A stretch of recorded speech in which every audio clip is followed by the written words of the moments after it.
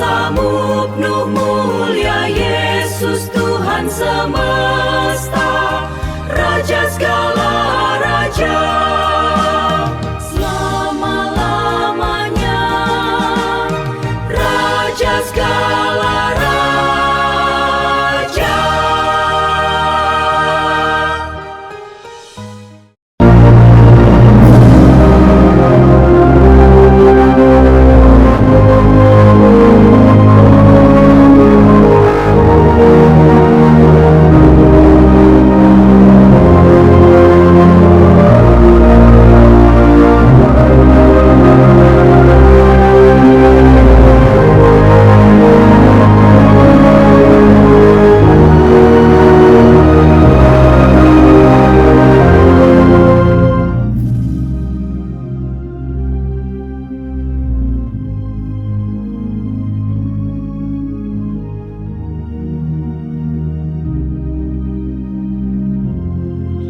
Bapa dalam kerajaan sorga, terima kasih pada hari ini kami dapat merenungkan firman Tuhan bertema dahsyatnya rahasia ilahi Yesus Kristus.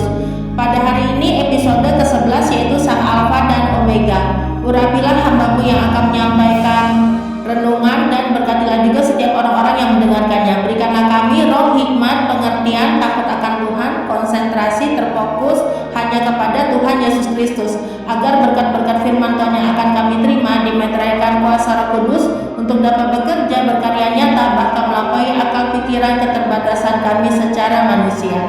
Terima kasih ya Bapa, terpujilah nama-Mu. Di dalam nama Tuhan Yesus, penebus dan juru selamat kami yang hidup dan yang kekal selamanya, kami sudah berdoa dan mengucap syukur. Haleluya, amin. Bagian ke-11, Sang Alfa dan Omega. Marilah kita mengenal Yesus Kristus sebagai Sang Alfa dan Omega yang menunjukkan Allah yang selalu hadir dari awal sampai akhir segala sesuatu. Yesus Kristus adalah firman hidup dan kekal yang menyebabkan asal mulanya terjadi penciptaan segala sesuatunya, dan tidak ada sesuatu pun yang dapat jadi tanpa melalui firman Kristus ini. Yesus Kristus itu sudah ada dalam kekekalan, dan karena Dialah segala sesuatunya dapat tercipta, baik yang ada di sorga, di bumi, dan seluruh alam semesta. Yesus Kristus itu Tuhan Maha Ada dan hadir dari awal sampai akhir segala sesuatu dalam seluruh kehidupan. Ia sama sekali tidak dapat dipengaruhi oleh waktu, ruang, tempat, jarak, karena Ia tidak terbatas dan dapat memposisikan dirinya masuk ke dalam dunia terbatas. Jati diri Allah yang sejati hanya ditemui dalam Yesus Kristus yang sesungguhnya adalah Allah dalam perjanjian lama dan juga Allah yang sama dalam perjanjian baru. Yang membedakan adalah nubuatan-nubuatan para nabi tentang Yesus Kristus dalam perjanjian lama tergenapi dimulai dari kelahiran Yesus Kristus yang mengisi awal perjanjian baru.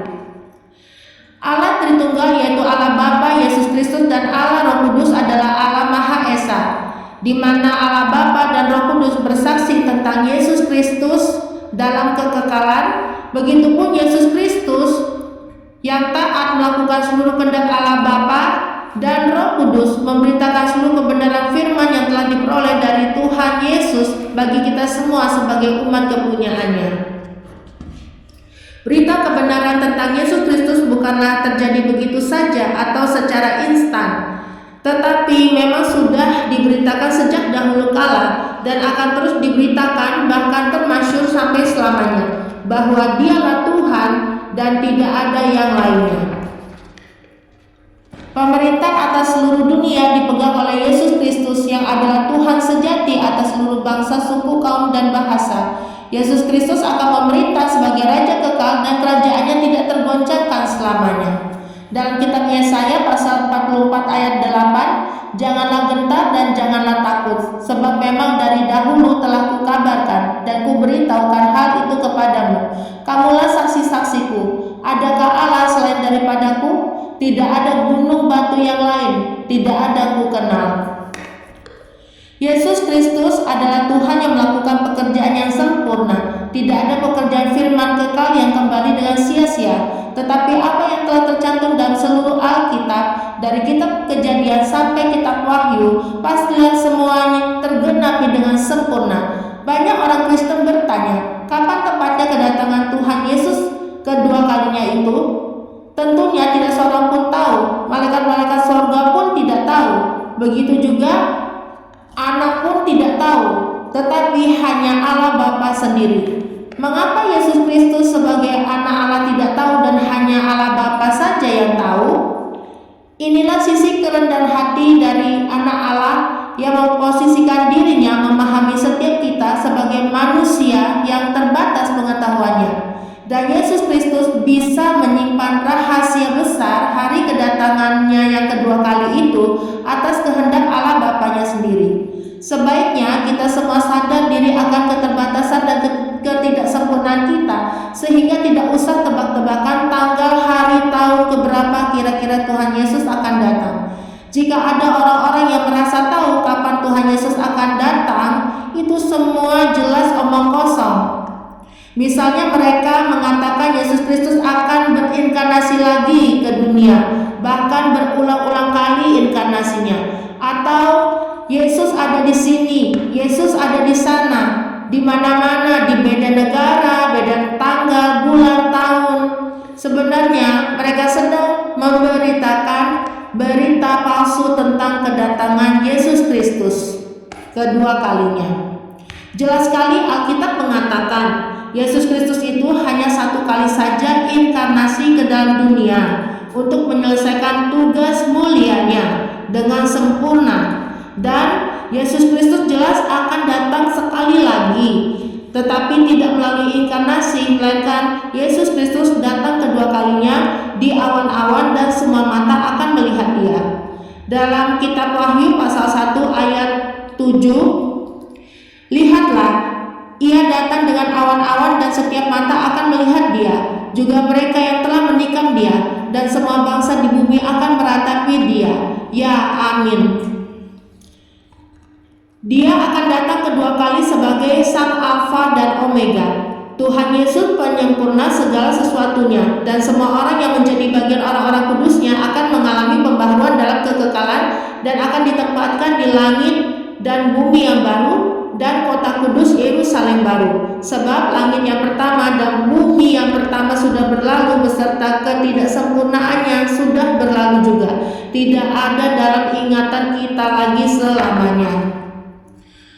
Di mana kita sebagai orang-orang kudus berhak mewarisi anugerah hidup kekal dan akan mengenakan tubuh kemuliaan dan akan menetap juga selamanya bersama Allah di sorga mulia.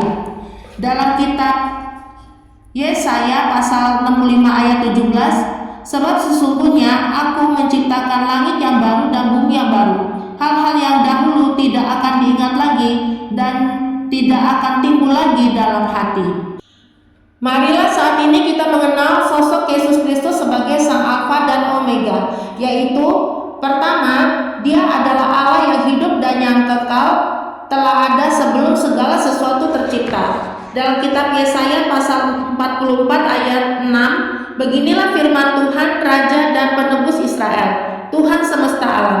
Akulah yang terdahulu dan akulah yang terkemudian. Tidak ada Allah selain daripadaku. Dalam kitab Wahyu pasal 1 ayat 8, Aku adalah Alfa dan Omega, firman Tuhan Allah, yang ada dan yang sudah ada dan yang akan datang, yang maha kuasa. Yang kedua, Dia adalah Allah Maha Pencipta dan pemilik asli seluruh ciptaan.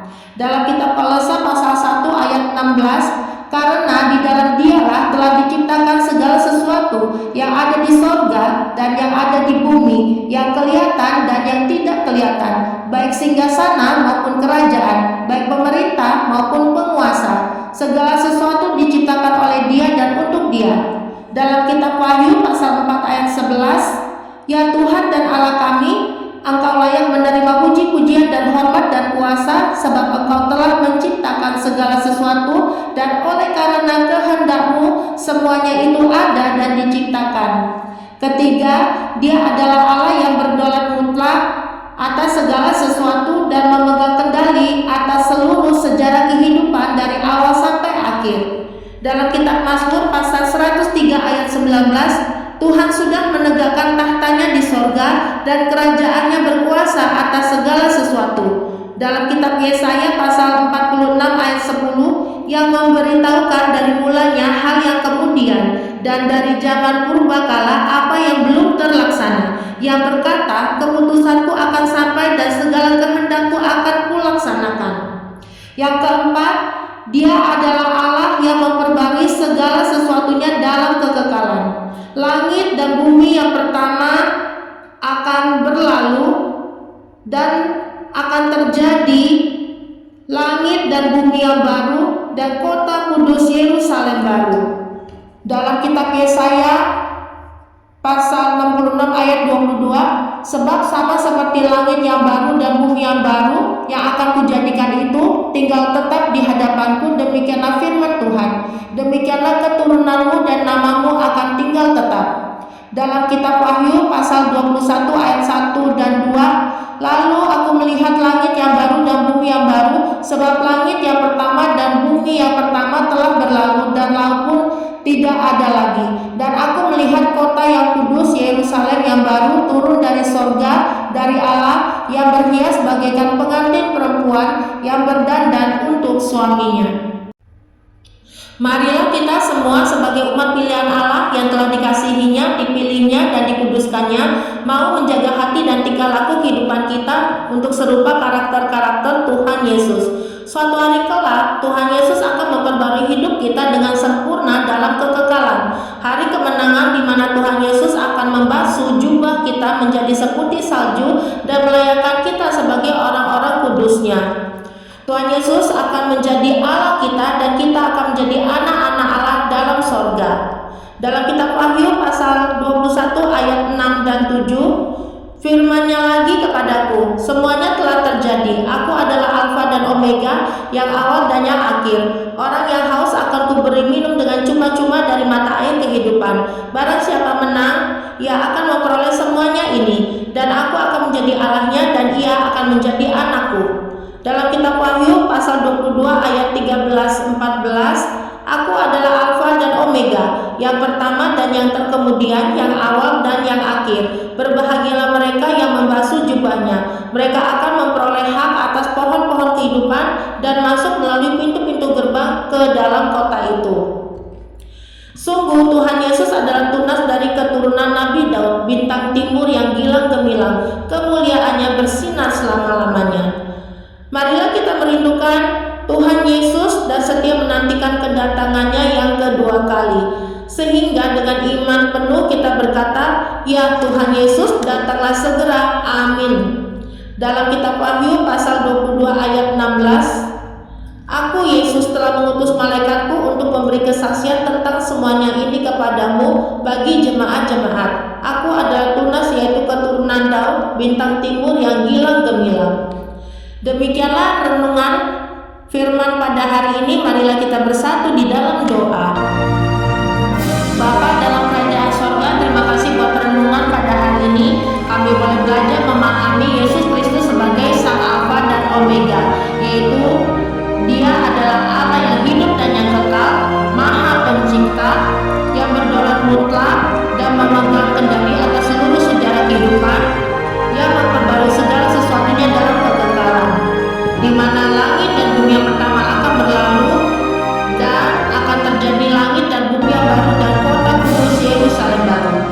Ya Bapa, didiklah kami menjadi orang-orang Kristen yang mau mengakui Yesus Kristus sebagai Sang Alfa dan Omega, dan siap sedia dan menantikan kedatangan Tuhan Yesus yang